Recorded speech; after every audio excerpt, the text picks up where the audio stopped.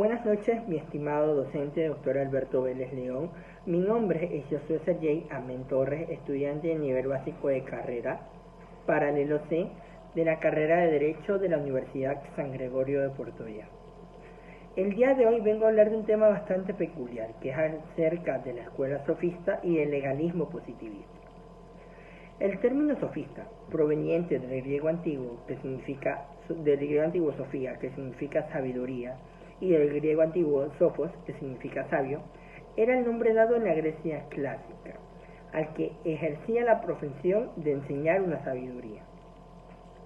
Sophos y Sofía, en sus orígenes, denotaban una especial capacidad para realizar determinadas tareas que es reflejada en la obra Ilíada. Más tarde se atribuye a quien dispusiera de una inteligencia práctica y era un experto y sabio no en un tema particular sino en un sentido genérico. Entonces sería Eurípides quien le añade un significado más preciso y pasa a ser conocido como el arte práctico de un buen gobierno, y fue usado para señalar las cualidades que poseían los 7 sabios de Grecia antigua. Los filósofos del ámbito natural eran conocidos como los presocráticos. Habían elaborado diferentes teorías para explicar el cosmos y todo un sentido general de dudas humanas. Los sofistas y Sócrates cambian el objeto de la filosofía y ahora el tema de reflexión como tal es el hombre y la sociedad. Como sabemos, los sofistas eran personas viajeras que recorrían el mundo, conocían diferentes culturas totalmente distintas a las griegas.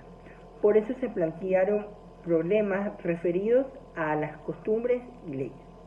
Y se plantearon una pregunta bastante peculiar, que es: ¿son las costumbres y leyes un simple acuerdo, o una convención, o son naturales? Así surgió la idea del relativismo. Los sofistas pertenecen a una escuela filosófica de la Grecia antigua. Sus representantes más destacados fueron conocidos Protágora, Gorgia y Pródigo. Hubieron muchos otros, pero estos son los que destacan. Se fundó en el siglo V antes de nuestra era. En algunos problemas o situaciones los sofistas oscilaban entre el materialismo y el idealismo, pero en general poseían una filosofía que se distingue por su subjetivismo y la negación de una verdad objetiva. Fue Protágoras quien enseñaba, o su filosofía era, de que el hombre es la medida de todas las cosas.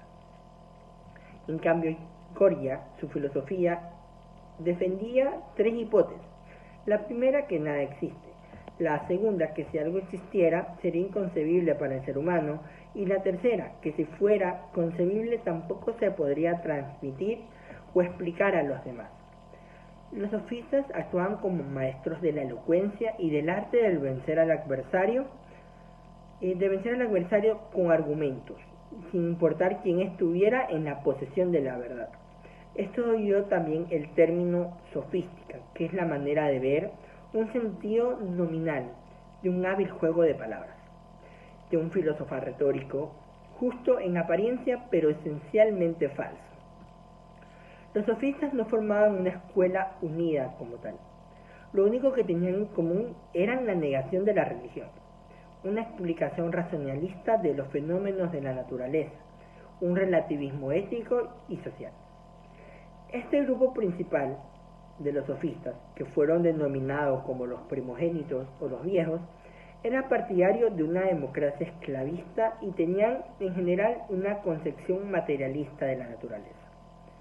Protágoras, Hipia, Pródigo y Antifón fueron los primeros educadores enciclopédicos de la antigüedad. Los representantes de este grupo, los antes mencionados, investigaron sobre los temas del acontecimiento. Algunos sofistas también llegaban a establecer conclusiones escépticas respecto al ser y a su cognición.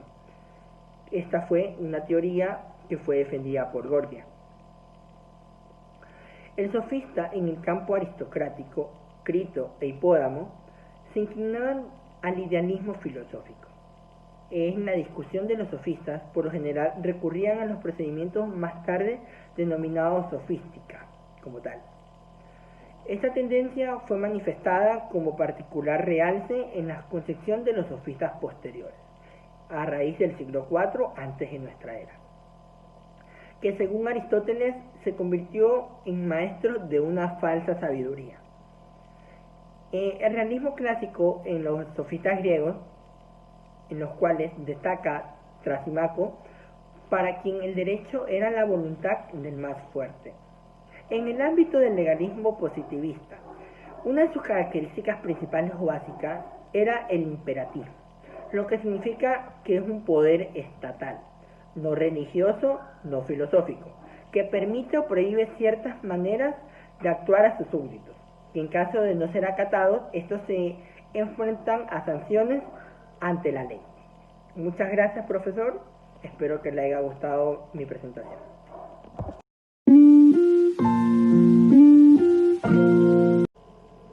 Muy buenas noches, mi estimado. ¿Qué?